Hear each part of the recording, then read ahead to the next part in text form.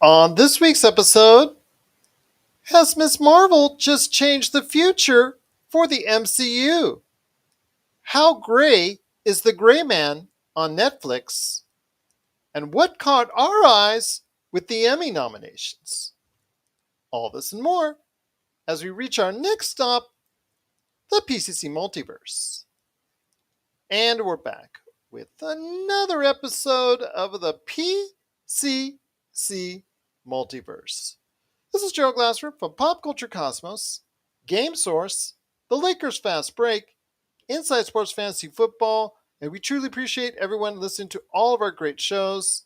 And if you can, please give us a 5-star review wherever you get your podcasts. Plus, if you can like, share, subscribe, follow, or do anything that you can to support us right here at the Lakers Fast Break, Pop Culture Cosmos, Inside Sports Fantasy Football, Game Source, Vampires, and Vitae. Also as well the great folks at Wizards and Wine with Wild Beyond the Witchlight and all the great things that are going on there. Our great games on the weekend as part of the fact that we are the #1 tabletop RPG streamer on Facebook with our great Monday Demolition Forces coming back as Demolition Force comes back on Mondays starting this Monday. So check it out indeed. Want to go ahead and give a big shout out as well to Retro City Games, who is opening up the brand new location at 213 North Stephanie Avenue in Henderson, Nevada. Right there, Spot H. Opening a big, huge new store this weekend. So go ahead and check it out if you're in the Las Vegas and Henderson area. And if you can support all of that, including everything we do at popculturecosmos.com, and of course, the #1 place to go for the latest news and trends of pop culture, right there at Pop Culture Cosmos on Facebook. It is sincerely appreciated. But it wouldn't be a PCC Multiverse without my good friend. She is our own magical and mystical diva of Pop Culture Cosmos. You got to go ahead and check out what she's doing today. I'm trying to think of new things each and every week. It's getting harder and harder, I'll tell you. Just imagine how long I've been trying to do it for Josh. I know. Goodness Gosh. gracious. Yes. Are you down to like best finder of change between the sofa cushions? Like is that how far you've gone? But when he comes back from vacation, I just might hit him up on that. So we'll see what happens there. But it is my good friend indeed. You got to go ahead and check out what she's doing today at Wizards and Wine, Vampires and Vitae, everything that she does for us at the Pop Culture Cosmos. It is an incredible person indeed. Please go ahead and support everything that she does today, including the fact that she has a hit YouTube video that she voices. So you got to go ahead and check that out. Hopefully she'll drop the word on that because I tried to give her a big hint on that last week to go ahead and shout that out. So hopefully she will this week. It is my good friend. It is Melinda Barkhouse Ross. And Melinda, before we start and you go ahead into shameless plug mode, which only you can do. Oh dear. Sorry. Go ahead. Which only you can do. Yes. I will go ahead and let you know a funny little story. Actually, actually, I'll tell you the other one later. But the funny little story #1 is I'm at breakfast the other day here in Henderson, nearby where we live, both of us, and I'm just having a nice breakfast with the family. And I hear someone coming in for their shift, and they shout out to one of the work friends, "Hey, Joe, did you see Star Trek Strange New Worlds yet?" "Huh? Strange New Worlds. Strange New Worlds." She's shouting this across the restaurant. "It's really good. You got to check it out, man." Okay. Where's that? Paramount Plus. Dude, get it. And then she goes off into workday. So that just tells you that word of mouth right there is just leading everybody into why I am saying that you have got to go ahead and check this out. I do want to mention that when we talk about the Emmy nominations, we will not talk about Star Trek Strange New Worlds because it was not eligible because of its late release date. So it will, I know a lot of people are up in arms about that. Why isn't Star Trek Strange New Worlds? Everybody's giving it all this praise. Why is it not on the Emmy nominations? It will be eligible for next year's Emmy nominations for season 1. The best thing I could correlate that to is the Emmy nominated Only Murders in the Building on FX, on Hulu. That was not eligible last year because the same thing. And the reason why I got Emmy nominations is for last season, not the season that is currently ongoing right now. So I just wanted to clarify that and on that. So if you hear any love for Star Trek Strange New Worlds, please go ahead and give a shout out to us right here at the Pop Culture Cosmos. I'm a big supporter, and I know Melinda is going to get on it as the Trekkie fan she is. But my friend, just great to have you back for another awesome show indeed. Yeah, good to be back. And we are so close to getting into Strange New Worlds. Paramount Plus, we now have access to it in our house. Can you believe it? The first thing that I did, though, was fire up Star Trek Picard. Of Season course. 1, Episode 1. Robbie has some catching up to do before we can just dive into Season 2. So we're burning through a couple episodes a night. So we shouldn't be too...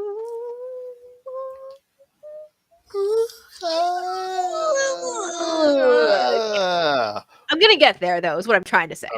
Okay. Well, when you do, let me know your thoughts on it. I want to go ahead and save some space on one of our upcoming shows for that. I know it's already in the rearview mirror, and I really don't. We don't usually allot much time for something that's in the rearview mirror that much until the end of the year when we go over the best and the worst and all that. But I want to make sure we go ahead and share your thoughts on that because I also want to hear your thoughts on the boys on this week's episode. So we will go ahead and hear your thoughts on that. Plus, season 1 of Miss Marvel is in the books, so we'll talk about that. Plus, the spoilers will be out, and we will tell you the major spoiler that sets up something even bigger in the Marvel Cinematic Universe. And was it really done well? I have some issues with it, and I'll tell you why. That's coming up in a bit. Plus, also as well, I'm going to ask Melinda if she got anything for Prime Day and what she got. So I'm going to go ahead and talk about if she got anything for Prime Day. I'm going to go ahead and give her that, ask her if she got anything for Prime Day, all the goodies, all the stuff that was for sale. Hopefully, you got a lot of great stuff out there too on what's for sale at Amazon Prime Day. So we'll go ahead and talk about that coming up in a bit. We're also going to be talking about Resident Evil. That series came out on Netflix. Should you care? We'll talk about that. Also, as well, What We Do in the Shadows, Season 4. The Emmy nominated show has a new season that's out right now. So we'll talk about that coming up here in a bit. We got to talk vampires when it comes to Melinda here. So, absolutely, of course. Lord of the Rings, The Rings of Power, dropped a brand new trailer. I don't know why they didn't do it on Prime Day. It would have fit that Amazon theme if they all did, that whole thing along with Prime Day. While you're here, go ahead and check out the huge trailer for Lord of the Rings, Rings of Power. That would have been great. But we'll talk about that and who could be the lead star of it. That's coming up on the show as well. Plus, we're going to go ahead and talk a little bit more about The Gray Man on Netflix. That's the $200 million blockbuster directed by the Russo brothers, aka Avengers Endgame and Infinity War. And we'll talk There's about some it. indie flicks you might have heard of, right? You might have heard of, but it is dropping on Netflix this weekend. Is it worth your time? We'll give you the advanced word on what the critics are saying in regards to The Gray Man. That's coming up on the show, plus other stuff, what we do here at the Pop Culture Cosmos as well. But first, it is Miss Marvel. Episode 6 dropped earlier this week, and I am going to go into spoilers on this because I really think it needs to be said because everybody's talking about it because the episode itself was pretty good. I thought it closed out the series this season nicely. I thought put it on an upswing as far as her friend Kamran getting these evil powers from her mom, and he couldn't control it because it's very similar to the powers that Miss Marvel has, Kamala Khan has with her own bangle. Very similar to a kind of like an evil version of it, and he couldn't control it, and he was causing a lot of destruction. He did at the end of episode 5 with Bruno's apartment and also the store underneath, blown to smithereens. But they wanted to go ahead and help him. Kamala Khan, Bruno, and all of their friends got together at the local school and tried to go ahead and help Kamran escape from damage control, which is the government organization which is really not exactly on the side of superheroes. So they were really looking for him in the worst possible way. So they were looking through the mosques, and then they end up in the school, and the kids came up with a elaborate Scooby-Doo-like plan to try and get them out and trying to get Kamran to escape. And they were trying to do everything they can to trick the damage control. I guess people are calling them stormtroopers because they shoot like stormtroopers. So I will leave it at that. But it all ended up with Kamran actually ended up, not being able to control his powers. And just as he was going to get shot by damage control, Miss Marvel saves the day. She also saves an exploding car from landing on a group of people that were watching, and to me, I think that it ended up in a nice fashion. But the problem comes with after everything is all decided and everything's all calm, and Kamran gets escapes back to Pakistan, where he meets up with the Red Daggers who are going to help him try and control his powers. She sits down, and she gets with her family. She tells them comes completely clean on her powers, and they realize everything that's going on. She gets her suit, the magical suit that you see in the comic books from her mom, which is a very touching scene. She also gets her name, Miss Marvel, in a conversation with her dad. The father in this whole series, I think, was a really standout performer. I really, really liked his performance all the way through. The mom, kind of touch and go for me there. I thought she was okay in some spots and not so okay in others. Just kind of which is dependent on the situation. She was a little bit better in the end as far as how she was acting towards Miss Marvel, Kamala Khan. But before we go ahead to the end credit scene, which was a pretty good end credit scene, actually it's a mid credit scene to be exact, they show her leaving her family's house after a conversation with her dad after he names her Miss Marvel, and she's all happy about the future. And then you go ahead and see the iconic scene that you've already seen in the trailer with her sitting atop a street light overlooking the city of New Jersey and New York and all that landscape. And then it cuts to a scene similar to what you see with Avengers Endgame. Instead of 5 years later, it says 1 week later. So it goes 1 week later. So 1 week later, they're talking about Bruno and her girlfriend and her, meaning Kamala Khan. They all get together, deciding who gets Kamran's car, since, of course, he's in Pakistan, doesn't need his fancy new car. So they're arguing over that. Bruno comes to her and lets her know that, what, I know I'm going to Caltech, but I just did some research, and just a little bit more research into your background, into your genetics. So one more time, I just thought I'd run it through. And I was completely wrong about what I said earlier in the series in regards to it. I think right now what I'm seeing is a mutation in your genetic code. And as soon as they said that, the theme from the animated X-Men series pops up. Do do do do do do do. Okay, we get it. An We get it. iconic Yeah, intro, by the yes, way. we get it. Yeah, we get it. The introduction of an X-Men per se. The way the scene was handled, because they actually ended the series or ended the season on a really good note with it going fade to black, and then I was waiting for a cut scene with Carol Danvers. Yes, we got it. That was fine. But they shoehorned this scene in there just to tell you that instead of being an inhuman like she was in the comics, she's now a mutant. And I know the general audience doesn't even care or really give a darn about whether she's an inhuman or an X-Men or a mutant. They, most general fans out there are really not sure about either. They don't really are that in tune to differences between an inhuman and mutant. I get that. But the fact that they shoehorned that last scene before the credits in there, that would, to me, I thought was really, it was shoehorned in. It was really ill prepared. It was something like they added on like in post seemingly, or they filmed it like weeks later. It just seemed like it was very poor choice to put it where they did. If you want to go ahead and make her a mutant, that's great. Put it somewhere in the episode. Let it blend in organically. Don't tack it on the end like you did. It really put a sour note as far as the season one to me on that.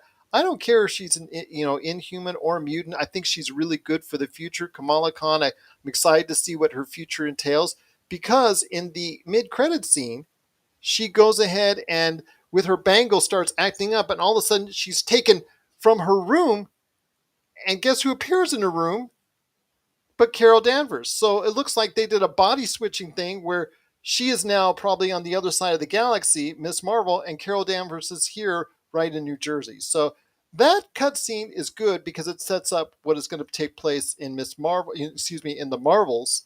That's great for Captain Marvel too. But that scene where they tacked on, it was just forced. It seemed like it was forced, and I'm really upset about that because I thought it was a bad move by Marvel. Yeah, it may have seemed forced, but it does also, get big X-Men fans pretty amped up. You've got Well, to then admit put it that, or right? yeah, and it did, and it's gotten a Yeah. lot of on the as far as the online people are just getting up in arms about it. But put it in and blend it in organically in somewhere in that final episode instead of just feeling like it was tacked on the end. That's the only problem I have. The way it was put in there was really just not a very well done maneuver. It just seemed like it was disorganized. It just seemed like Kevin Feige, after production wrapped, Kevin Feige said, "Oh, by the way, I think we need to drop this in." Yeah, and you know what? That's entirely possible that it did happen, but I mean, that's a good hook into what's coming early, when all of that stuff starts to come our way. So, Yeah. hook them early, give them little breadcrumbs every once in a while. That's good storytelling. That's good DMing. If I could land that as a DM, I'd be incredibly successful. But it's just like, okay, if everybody finished out the story and you have if you're doing a campaign, you're DMing Yep. a campaign, and Vampires and Vitae or Wild Beyond the Witchlight is all finished and everybody thinks they're done, and you're like, you forgot something. You forgot to add in this little part of the story, and you're like, oh, everybody sit back down. I know you want to go ahead and get your drinks now, and everything's all great, but I got to go ahead and add this in there for this last 10 minutes. And just like it seems like it kind of took away from what was a good ending to a good season of Miss Marvel. Yeah, I get your frustration with it, but I can't imagine a better place to drop some kind of a tease like that. Even if it does seem like it comes out of kind of left field, even if it does seem a little bit disorganized. All of those thoughts I think are completely valid. I think that you're right on a lot of levels, but I do think that there's a lot of us that are starting to maybe overthink some of this stuff a little bit too much, you Maybe, know? and I sound like I'm one of them, and I wouldn't be wrong. You wouldn't be wrong if you thought that. And the thing is, though, with the way that Marvel has set up this Phase Four, and it's been very confusing to general audiences and even fans like us at large, as far as how this is all supposed to be piecing together for a Secret Wars or whatever they plan to go ahead and do in the near future. Hopefully, we'll get a better idea a week from now, or a little over a week from now, when they're at Comic Con. It just seems to me like you should have more your ducks in a row. The last phases, and I hate to go ahead and continue to sound like that old man up on the soapbox, but maybe I am an old man on a soapbox, but the phase two and phase three always had the ducks in a row. Everything seemed to be lined up so well. Even if it was a bad movie that you had to sit through, you always thinking that, okay, the cutscenes are going to go ahead, at least give me one that's going to tie into the rest of the overall arc of the MCU. And I just don't know what everything is being pieced together for at this point in time. It's outside of what she dropped with the mutant thing, as far as that was, that she's a mutant at the end of Miss Marvel. It's just this whole phase of introductions and things of that nature, and what is it going towards to, and what is it pointing towards to. It really seems to be a little bit messier than I think Marvel allowed it to be. Yeah, and like I said, that's completely fair, but I still think that if the entire phase seems to be mismatched or rushed or disorganized, they're probably doing it on purpose. There's going I to be hope some so. It's entirely possible that at Comic-Con they're going to drop something and it's going to make everything fit together and we're all going to be blown away and this will be a completely different conversation in 2 weeks.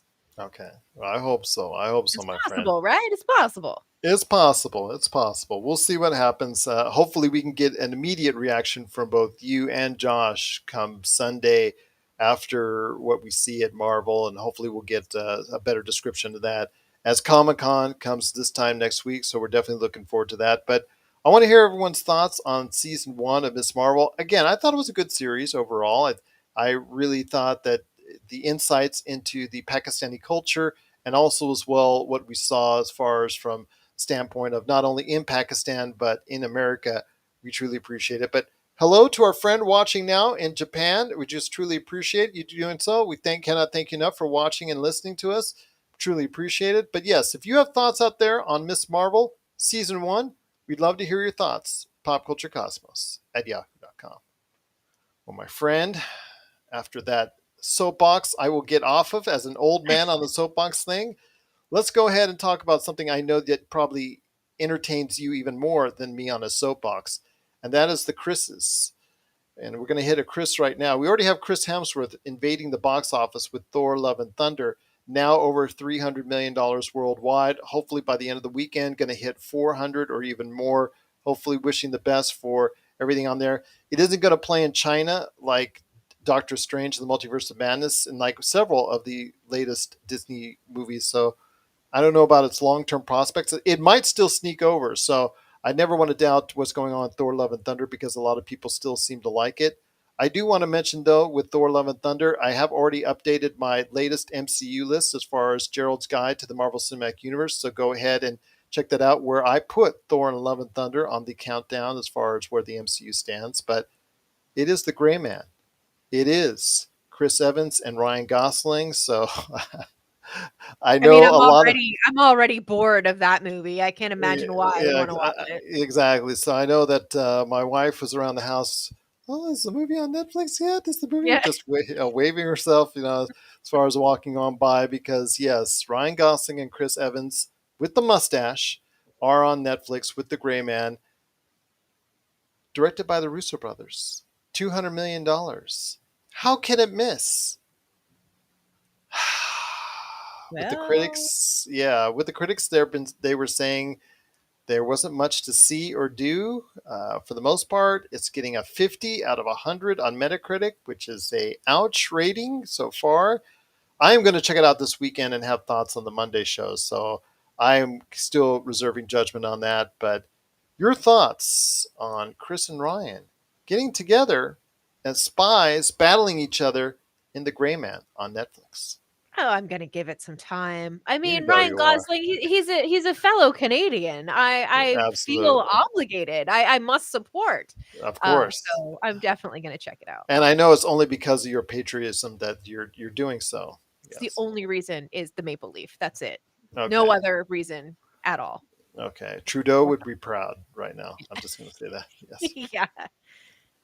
Our friend right here watching us is telling us no, Japan will soon be on summer vacation. You know what? That's awesome to hear. I'm hoping you will have a tremendous summer vacation, that you enjoy yourself immensely. And again, we truly appreciate you watching and listening from all the way over in Japan. We cannot thank you enough for doing so. But it is The Gray Man on Netflix. Are you concerned when you see the advanced word is not too great, when you see the reviews are not very kind? I understand that this was a big gamble by Netflix and that they may not be doing these big gambles in the future.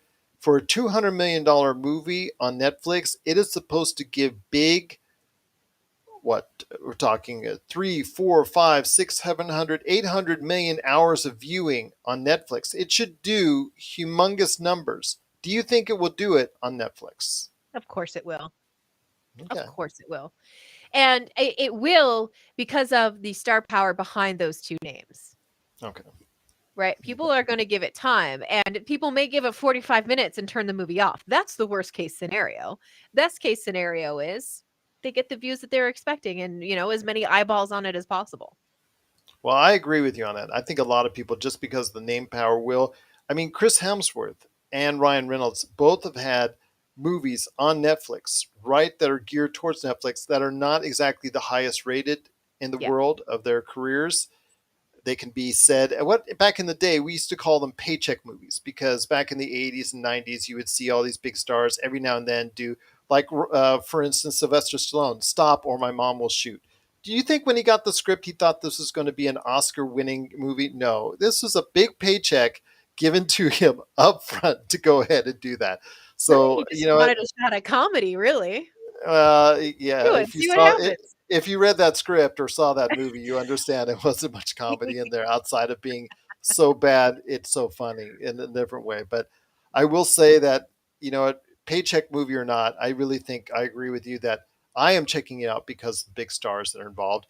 You are checking it out because the big stars are involved. So I know a lot of people will be at least giving it a shot on Netflix this weekend. I know after the ending of Stranger Things, now that that's done, I know a lot of people are saying, what's next on Netflix before I go ahead and change my membership? I know they're talking already about partnering with Microsoft and doing a Netflix with ads, and that's coming in the not too distant future. But I agree with you. I think The Gray Man on Netflix is going to do big numbers, at least for this weekend. Yeah. 100%. I don't think that we're going to be very super wrong on that one. I think we're pretty close. Well, I truly appreciate again, our friend here watching from Japan. She, it just she doesn't. They don't understand English, so but they rely on Google. Well, I thank you for translating this to Google. I've never been translated before on Google, and I'm just so happy that you are. So thank you so much for watching and listening. We truly appreciate it. But it is The Gray Man on Netflix. If you are watching it this weekend and want to share your thoughts on if it's a good movie to watch or if it's definitely in the gray, please let us know. Popculturecosmos at yahoo.com. Before we hit the break, my friend, being our vampire expert, What We Do in the Shadows has returned for season 4 on Oh, FX and Hulu, man. plus also Resident Evil. Speaking of Netflix, that series dropped earlier this week. Your thoughts on both of these before we head to the break? What We Do in the Shadows. If you haven't watched a single episode of What We Do in the Shadows, what are you doing in the shadows exactly? You should be watching it. It's a fun show about a group of truly terrible vampires. Really, that's what the whole show is about.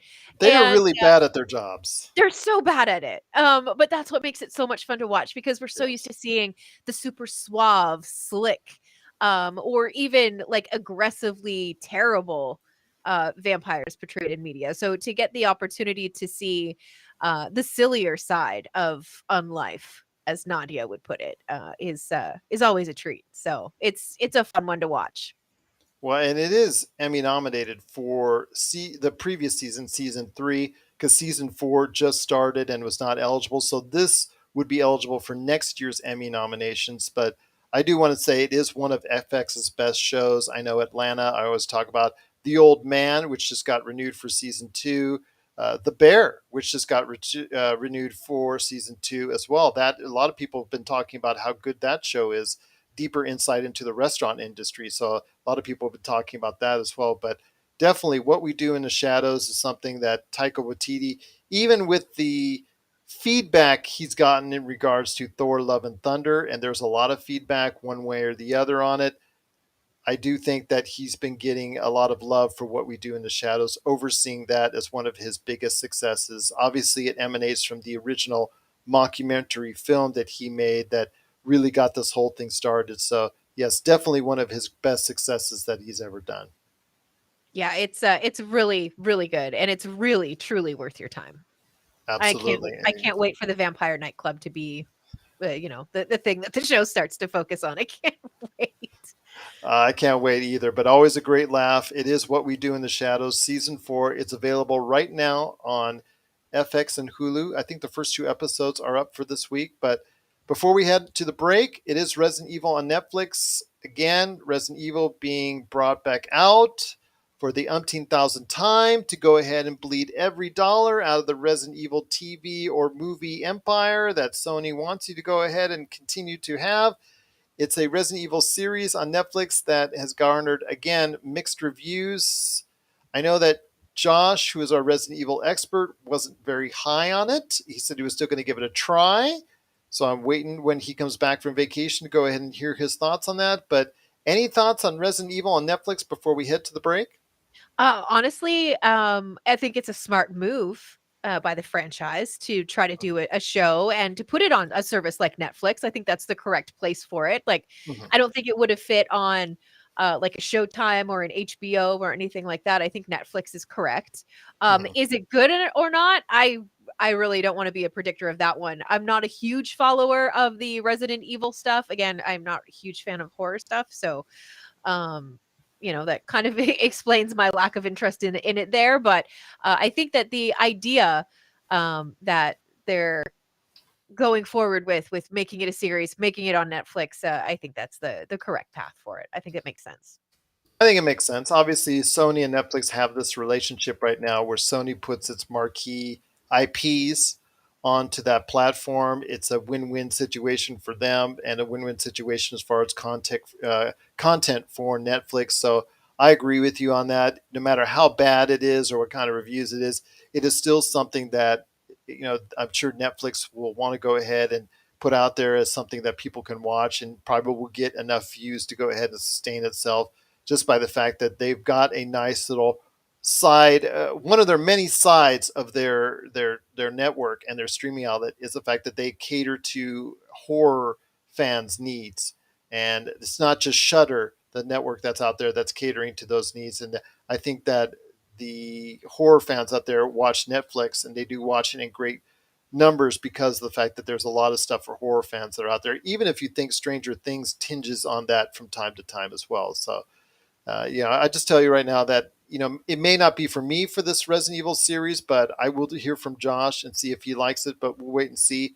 But what are your thoughts out there on Resident Evil on Netflix? Do you have the thoughts on this upcoming series? Actually, the series dropped this week. So do you have thoughts on the series that dropped this week in Resident Evil Netflix style? Resident Evil Netflix style? Please let us know. popculturecosmos@yahoo.com. We'd love to hear your thoughts, and we truly appreciate it. There's also as well Pop Culture Cosmos on Facebook, YouTube, and wherever you get your podcasts as well. Coming up next, we're going to be talking about Emmy nominations. We're also going to be talking about Lord of the Rings of Power. What did Melinda get from Prime Day, and what did she think of The Boys as it finished season 3? A lot of conversations there coming up in the not too distant future right after the break. This is the PCC Multiverse.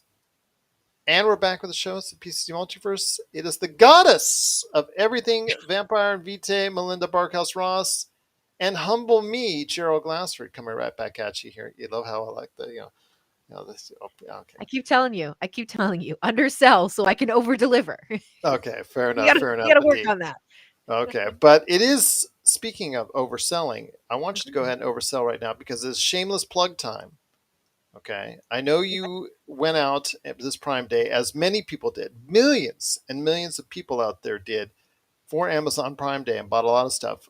I bought some stuff. I know my girls bought some stuff for upcoming for school and things of that nature, what they need for school supplies and outfits and things like that. I know we also went out to competing retailers that were also running huge sales, which is a great thing people need to know about. It's not just Amazon, but a ton of other retailers were doing stuff as well, and we took advantage of that. I know I picked up another Fire TV stick right here, 4K, so ready to go ahead and install that on another TV here. But our friend in Japan who's watching, have we never been to Japan? No, I've not been to Japan. I would love to make it out there one day. Akihabara Street, I would love to go there and check out all the video game stores there because it is a video game paradise, and I would love to go to Akihabara Street. Go see Mount Fuji, go to Tokyo, the lights, the food. Yeah, it just would be an amazing time to go to Japan, wouldn't it? I couldn't agree more. I think Then you it's need to talk to Robbie about that. yeah, right. Yeah, right. It's one of the places that I absolutely want to go to in the world for sure. Japan. It seems like a beautiful country. Absolutely. Yeah. Beautiful indeed. So it's funny when he comes back from the store, you're just going to pop on. I think we should go to Tokyo. Yeah. What do you think? I mean, part of Vampires and Vitae was set in Tokyo. So there you go. Absolutely. Beautiful, beautiful country, and all the best to you. I know you've gone through some rough times as a country as far as what's happened in the past week. So our thoughts and prayers are with you and the rest of the beautiful people in Japan. So we truly appreciate you watching and listening. Wanted to go ahead and mention again that Prime Day was a big day for everyone. I know you got some good stuff to help out with your great stuff that you do. So go ahead and let us know what you did and where it's going to. Yeah, so I found after scouring through and almost convincing myself that I needed to get a 42-inch TV as my computer monitor. I don't know why I was trying to convince myself of that, but anyway, I didn't. Thank goodness.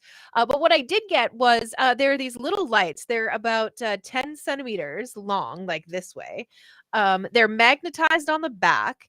Ulanzi, I believe, is how you pronounce the make of them. But they're handheld.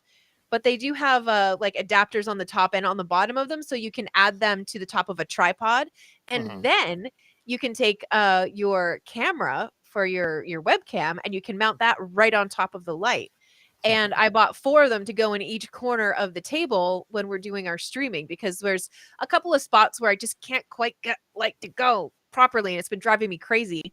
And these little lights just seem perfect. I don't think they're going to be intrusive. I don't think that they're going to cause too much of a problem. But I got a pretty good deal on those, so I got 2 packs of 2.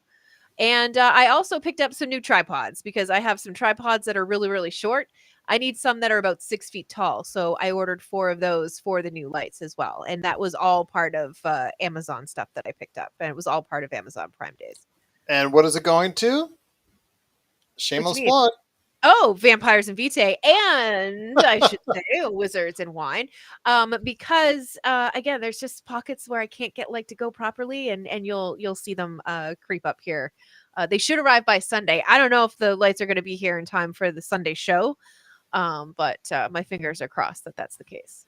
And you recently also voiced over a character in a YouTube video that's done amazingly well. So tell us a little bit about that as well before we hit the next subject. Yeah, so Robbie and I joined a LARP group here in Las Vegas, which is live action role play. It's for Vampire the Masquerade. And we joined because we wanted a chance to network with people who were interested in Vampire the Masquerade. It was a chance for us to talk about our podcast, a chance for us to just to get to know more people in the community. And the gentleman who runs the entire thing, organizes everything, really has curated a really neat YouTube channel that you can check out. Just search Desert of Shadows and you'll find it. And I got to voice a video that is about 13 minutes long, 12 and a half, something like that. And it's all about vampire taboos when you're talking about Vampire the Masquerade. It went out 2 weeks ago and it has 16,000 views on it already. 16,000 views for 2 weeks might not seem like a big deal to a lot of people, but to me, who's used to seeing like 12, 22 views on stuff, to be part of something that's hit over 1,000, let alone over 10,000 views. I'm really proud of it. Worked really hard on it, and there's a lot more to come. I can tell you that. Well, congratulations to your success on that. I wanted to you. make sure I said that on air. I know I've said it off air, but I wanted to go ahead and make sure that everybody knew about it because I tried to hint that to you. I tried to throw those breadcrumbs I last know. week, and I'm yeah. so bad at it. I'm just so bad at talking I might about. post signs. I'll post signs. Yes, but I'm shameless so bad plug. at it. I know. Remember my golden rule: if you don't tell anybody about it, no one else Nobody will. else will. That's true. Yeah. That's true. But Oh, before I we should. hit the, go ahead. Go Sorry. ahead. Go Shameless ahead. plug. I do want to mention that there is a new episode of Vampires and Vitae tomorrow. I finished editing it today while I was at work. Shame on me. But it is a little bit of a different episode because we do a little bit of a power creep on each of the 4 characters, and there's a big secret that Helen has been holding, and it's, I think, going to come to light over the next couple of weeks, and it's a huge piece of information. So check it out. Vampires Yes. and Vitae, Pop Culture Cosmos, but also Vampires and Vitae wherever you get your podcasts. Great show, easy listen, and some surprises on the way at Vampires and Vitae indeed. There are But some before, naughty words though, so just a heads up. okay, naughty words indeed, but oh, yeah, that's so cute. That you just said right there, as far as the disclaimer, reminds me so much of the other story I wanted to tell you about. Okay, so I'm getting ready to watch Miss Marvel, the final episode of it, and Disney's so cute. They're so cute because they said there might be some images that you might find disturbing before you watch this episode. And I'm watching the episode, and this comes shortly after I watched Stranger Things Volume 2 and The Boys Season 3, and you're Right. telling me you're watching and there's going to be some disturbing scenes on this PG rated Miss Marvel. I'm thinking to myself, oh, you're so cute, Disney. I love you, Disney. You're just so awesome for saying it. But it's so funny that they said that because the fact that, yeah, it's Disney. And it says, yeah, coming off The Boys and coming off of Stranger Right. Things. And that, yeah, it was just like, oh, you're so cute, Disney. You're so cute. You're so cute. But speaking of what's on streaming or what's on television, it is the Emmy nominations. And before we hit the break, I want to go ahead and mention that they were announced this past weekend. You can see the entire list off our site, Pop Culture Cosmos on Facebook. We've got a little place where you can go ahead and check out all the nominees from there. But was there anything that really stood out one way or the other? Severance, which I have praised, heap praised upon praise upon praise, did get nominated as far as the best drama, along with the other usual standbys, as far as Succession, Squid Game, which was not a surprise at all. Better Call Saul, Euphoria, which was not a surprise at all. Ozark, Yellow Jackets, they've all got a lot of things going on. Stranger Things, of course, as well. But the thing that got me the most Hmm. was the fact that Britt Lauer, who was one of the key reasons why the show succeeded, she got snubbed. And I think that she got snubbed in the Best Actress in a Drama Series category was because of the fact that it's Britt Lauer, and she has no real name value going into this series. No one knew who she was, and going against all these other name actresses, even though she was a heavy favorite to get a nomination, she didn't end up getting it, and she was a key integral reason why this series is as good as it is in its first season. So I was really upset about that snub, but I wasn't too surprised just because of the fact that she doesn't have a name yet that people were following. So of course they're not going to go ahead and mark it on their ballot. But was there any surprises or snubs that you thought should be noted before we head to the break? I don't know about surprises exactly, but I was happy to see Bridgerton nominated in Outstanding Period Costumes. Well, not necessarily accurate when it comes to historical stuff. It's a beautiful show to watch, even if you're not into that kind of stuff. You can watch and Yeah. appreciate the costuming and all of that kind of stuff. I've appreciated that from Bridgerton since it started. I'm also found it interesting that somebody found something to like about the book of Boba Fett. I mean, from a technical standpoint, you knew that that would be probably considered for that because they do a good job Sure. on the technical end. Yeah, it's Sure. nominated for outstanding fantasy and sci-fi costumes. Yeah. So, yeah, I just had to throw that in there because I know how much you personally really enjoyed and loved that series. The Book of Slobo Fett, indeed. But it was all right, I guess. It was just, it's so slow, so Yeah, slow. it's a slow burn, that one for sure. Yes. I Yeah. mean, people are talking about Obi-Wan Kenobi being a slow burn to start with. I thought that was like Me speedy too. compared to what I saw with the Book of Slobo Fett. But yeah, be that as it may, I think that, for the most part, with some minor alterations. Again, Brick Lauer. I know This Is Us got dissed, so this wasn't Us for its final season, so it got Yeah. dissed on getting a nomination. So I know a lot of people are upset about that, but I mean, it's a quality field. You look over there. I mean, it could have been a little bit more diverse. I think so, but still, there are a lot of great representations there. I know Ted Lasso, everybody seems to love. Again, I know Marcus de la Garza, the previous host, he absolutely loved Ted Lasso, so it's no surprise it got like umpteen thousand, nominations. Squid Game got a lot of nominations. Stranger Things got a lot of nominations. I'm not surprised at the what I see. They're representative of good shows. I don't think there's any like bad shows that are been nominated. So you can't say, oh my gosh, that why is this show on the air? When you look at what's in there as far as comedy, as far as drama, as far as the acting, I mean, Steve Martin and Martin Short from Only Murders in the Building nominated for the previous season. I mean, it just the quality is there. I know Yeah. it may not be as diverse as everybody wants it to be, but it's not like there are performances and movies and television shows on here that are bad. They're really good representations. The series, everything on here is really got a credit. Oscar Isaac, he didn't get nominated. He did get nominated, but he didn't get nominated for Moon Knight. I know a lot of people were upset about that as well. But again, overall, I thought the Emmys did about as good as they can do with some slight miscalculations. Yeah, I can agree with that. I mean, no, I don't think that any award show is going to get it 100% right, Yeah, even, 65% of the time, let alone 50, yeah. 80% of the time, I guess. So it's it's a struggle, and you do want to see a lot of diversity with these award shows as much as possible, honestly. So I get that frustration, and I look forward to seeing what kind of stuff we're going to be offered up with these award shows in the future for sure. Our friend in Japan, Taka, says that they're off to do some shopping. They'll be back.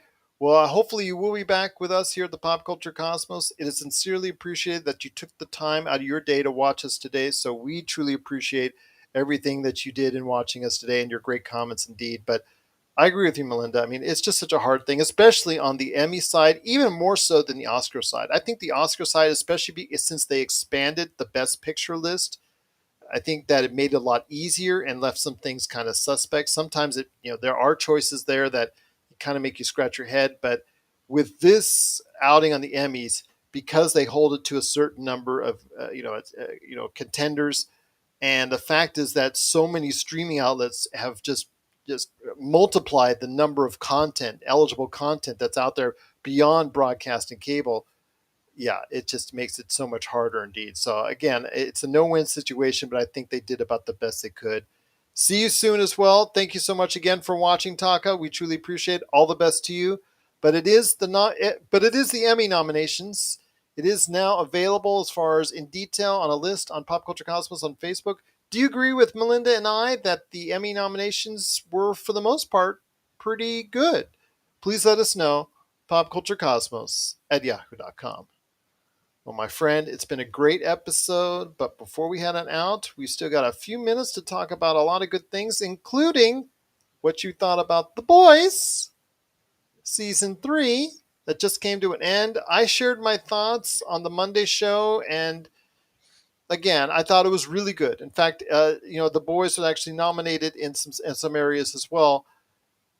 I didn't think it was as great as 1 and 2. Some people say it's the reverse. They think this was the best of all the seasons. I thought it's like going from a 9 to an 8 for me. It's like, okay, Right. I thought both the season 1 and season 2 was among the very, very best.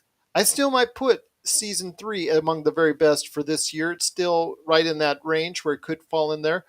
But I thought it's like going from an A to an A plus, or maybe an A minus to an A plus. It was good.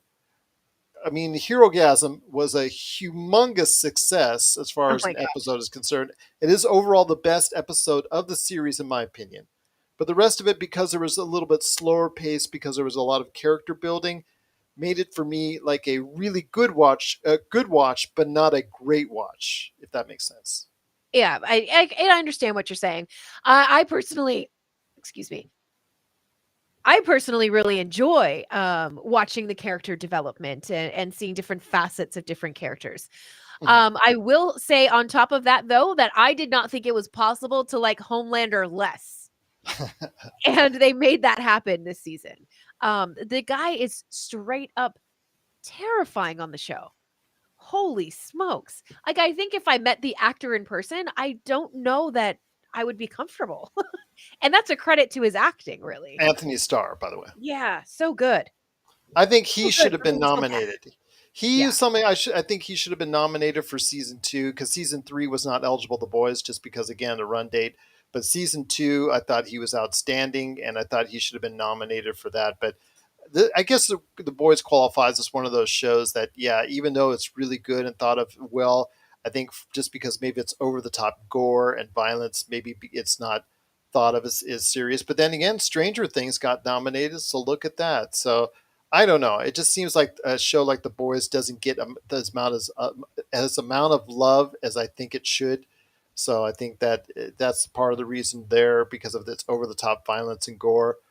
But that it is what it is. But The Boys is a really good watch. I really recommend season 3. Again, it stands up very well on its own. It's it's a really good season. I don't want to disparage it in any way. I just think that season 1 and season 2 were a tiny bit better. Yeah, and I think that that's fair, but the things that you had just said about, people maybe not being kind and giving the show nominations because of the over the top violence and all of that kind of stuff that's in the show. Um that's a big part of why I don't necessarily follow what critics have to say. Mhm. I like to give things the benefit of the doubt, like the Ryan Gosling Chris Evans movie that's the gray man, right? Yeah. Yeah. That's why I give shows like that a little bit of time. I'll give you 3 episodes. If you get me to a 4th, I'm going to watch the whole thing. Mhm. And critics are there to criticize. That's their Well, job. the And if they Terminal come, List. which we talked about with Chris Pratt on Amazon. You said Yeah, you would give that a chance because it was really lambasted by the critics. absolutely. And that's another thing. Like, I just, sometimes the critics are there to criticize, and if they're not criticizing, then they're not necessarily doing their job. Mhm. So they have to find fault with something. And sometimes I think that the stuff that they point out is a little bit more in depth than your average viewer of the movie or the TV show or the book, or the new web series, or whatever you call it. I think that critics are there as a guide for people who are really into movies and TV, but they're not necessarily something that the average TV or movie viewer really needs to concern themselves too much with, Yeah. honestly. Yeah. Again, although sometimes for me it's a litmus test. If I know going in that this series or movie wasn't rated very well, then I can at least know that okay, are they wrong or are they right when I go into it? Like with Thor: Love and Thunder, didn't get advanced reviews that were very good, so I went in there. Okay, at least I know that it's not beloved by everyone. It's not universally praised. So if I slam the movie, I'm going to really feel bad in doing so. With Thor: Love and Thunder, I thought again the same thing like that. But it just seems to me that when it comes to critics, yeah, sometimes they could be overly harsh on things. Sometimes they could be right on money. I mean, we talked about the Tomorrow War last year with Amazon Prime, and I think they gave it too high a score, and that score was on what about 30 on Metacritic. So that movie was really awful. But that was just me. But then again, so many people liked it that they're talking about doing a sequel to it. So you can't. It's one way or the other. So it's a matter of opinion either which way. So again, when you're talking about critic culture, I know Josh really loves to harp on this issue when it comes to critic culture. It really is a matter of perspective on what you like and dislike. That's all I can use. You can go ahead and watch it if you want, and I'm always saying when I slam something or when I don't like something as much as say you do or back in the day Marcus or what Josh, I really want you to enjoy it and I'm actually extremely happy when you do. Yeah, and I think too, using your example of you knowing what the critics thought of Thor: Love and Thunder, it set you up almost to be underwhelmed by the Yeah. movie when you're watching it, because you're watching for the things that these critics have pointed out as problems. I'm not saying you wouldn't have thought the same issues were, a problem in the movie. That's not what I'm saying at all. But just going into the movie expecting to be disappointed is a self-fulfilling prophecy. Yeah, absolutely. You And know, when you know? Josh, So yeah, and Josh again has been a critic culture has been a major thorn in his side for years, and he said that as much on this show.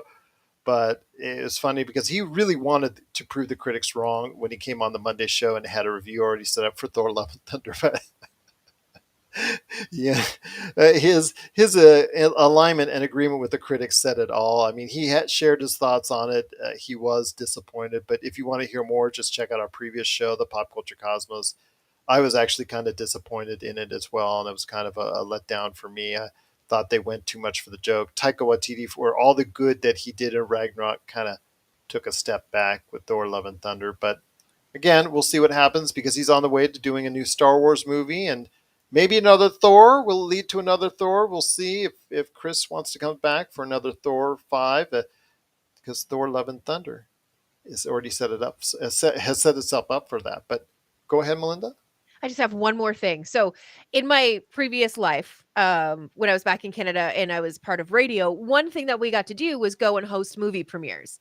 So I got to meet I don't really know what exactly their title was. So we're going to call them a cinematic representative for Okay. each of the major movie companies, right? So like PR. E Entertainment, yeah, all of that kind of stuff, right? So, um was talking to one of them, and I was talking specifically about, the critic stuff, and people watching a trailer and being upset by what they see in the trailer and that it wasn't what they were expecting the movie to be and all of that kind of stuff. And he said something that I thought was really interesting. As somebody who is, for argument's sake, on the inside of that industry, be it by that much, um, he doesn't watch movie trailers at all. and he doesn't really pay a whole lot of attention to what critics say until he has done at least a premiere somewhere at a theater, and then he'll go and he'll look at what the critics have had to say, and then he'll watch the movie trailer. Like he does it backwards, and he does it that way intentionally. I hosted a lot of movies and worked with him quite a bit, and he we were talking about the movie beforehand. I was like, so what are we expecting tonight? He would go, I have no idea. I don't know. I know there's actors in it. That's about it. And he was never disappointed. There you go. That's the way we all should look at it. But then Right? again, the people who make these trailers would be out of business, and YouTube would be out of business because my goodness, we all love seeing trailers on YouTube. That's for sure. That And is I'll true. mention and I'll mention one right now before we head on out, my friend, and that is the Lord of the Rings, the Rings of Power. We actually had to keep on watching it and rewatching it and rewatching it just to figure out what was being said on it because the latest trailer did drop. Again, I was curious why they just didn't drop it on Prime Day, but Yeah, they that's dropped it a day. that's a missed opportunity right there. I agree with you. Yeah, Yeah. exactly. Should have been right. Everybody is attending Amazon. Yeah. Everybody's going to Amazon Prime.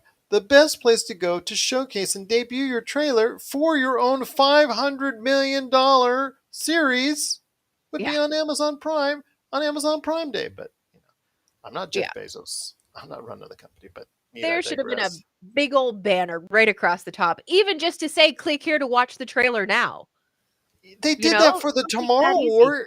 Remember all your packaging you got around that time? It was all Tomorrow War packaging. It was all branding on the top of the Amazon Mhm. Prime and yeah, Amazon.com. It was all yeah. Just yeah. Need I digress on that? I'm sure come September we'll be seeing lots of that more Lord of the Rings packaging, but the trailer itself, the fact that it's taking you back to the previous era of the Lord of the Rings, before the Rings of Power got to corrupt men and the whole nine yards, which led into the whole thing with Sauron and Mount Doom, and of course we know with everything that went on with Frodo and went on in the movies that came after that period. But this takes you to the time before, and I think it's really going to focus on Galadriel. If you're familiar with the Lord of the Rings movies, no, it's not being played by the same actress, being played by a younger actress because it is her at a younger stage of her life. And I really think that it's a good choice to go ahead and do so and to focus on her character, what she knows as far as the evil that's still impending, even though her peers are telling them everything's okay. I don't know, we just leave it alone. There's nothing coming down, nothing's going on. She knows something, and she knows something is coming up in the not too distant future. Yeah, she is definitely not wrong. Yes. Did we just Yep. spoil the whole thing? Wow, it's a trailer right there for you. I mean, you can check it out. We actually have a link to it right off our Pop Culture Cosmos Facebook page. But what were your overall thoughts? Did it get you more excited about the series coming up in September? Yeah, oh geez. I don't know. I've never read the books, Okay. right? I've watched the movies like once, maybe twice.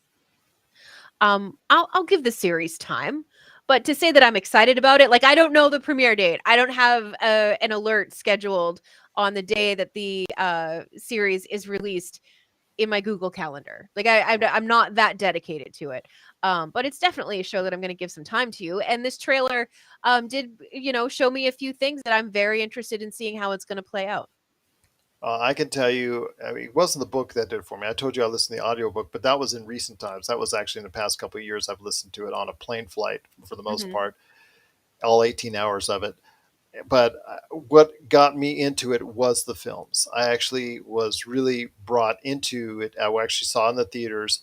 Actually, bonded with my wife over the Lord of the Rings. That's how we first started really connecting with each other. Was over the Lord of the Rings movies. And in fact, we have two daughters named after characters within the Lord of the Rings because of it. So it's just something that has made an imprint on my life that I really am looking forward to seeing expanded upon. So I am excited, truly excited to see. I know that the actors that are going to be in the series are not the famous actors and not actors I'm really aware of or whatnot. I don't really care. I just want to know the characters that I were not familiar with before that are in the lore of J.R.R. Tolkien, the history behind it all, plus the ones that I am familiar with from the Lord of the Rings movies and basically the majority of the Lord of the Ring books. the ones that were old enough to be back in the day, younger period, the decisions that they made, the things that led to the events, to what we saw in the three Lord of the Rings films, and even to an extent of the Hobbit films as well that came after it. Those movies have laid an imprint on me, and I'm really excited to see from the Lord of the Rings, Rings of Power, exactly how it got to that point. So yeah, this is one of the few prequels I'm really excited to see. Yeah, and like I said, I'm definitely gonna give it some time. I'm not trying to say that I'm not excited about it or that I'm not looking forward to it.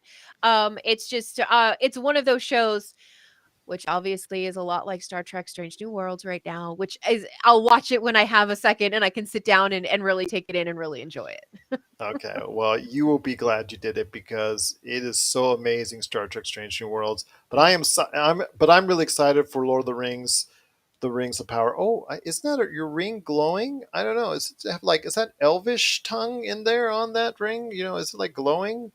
I had no idea that the camera picked up that kind of detail. Yes, absolutely. Don't you might want to consider taking it to Mount Doom. There you Yeah, go, throwing it yeah, in the right. fire. There you go, absolutely. Big shout out to RX Night Owl. RX, thank you so much for watching, listening. Big shout out to you. Thank you. Truly appreciate you watching and taking the time to go ahead and check us out today here at the Pop Culture Cosmos. But if you have thoughts out there on Lord of the Rings, Rings of Power, and if you really are excited about what's to come with this series that's hitting Amazon Prime in September, please let us know. PopCultureCosmos at yahoo.com or anywhere on social media right there at the Pop Culture Cosmos.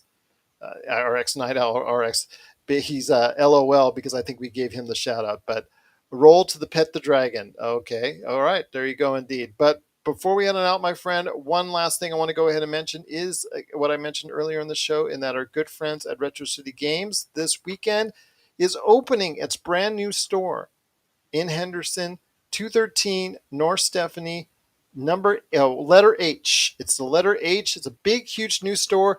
I've been told they're getting 3,000 new games that were not in the old store. They're adding on to that inventory there. So please go ahead, if you're in the Las Vegas and Henderson area, check it out while the getting's good. Absolutely. And I'm really excited because they keep moving closer to my house.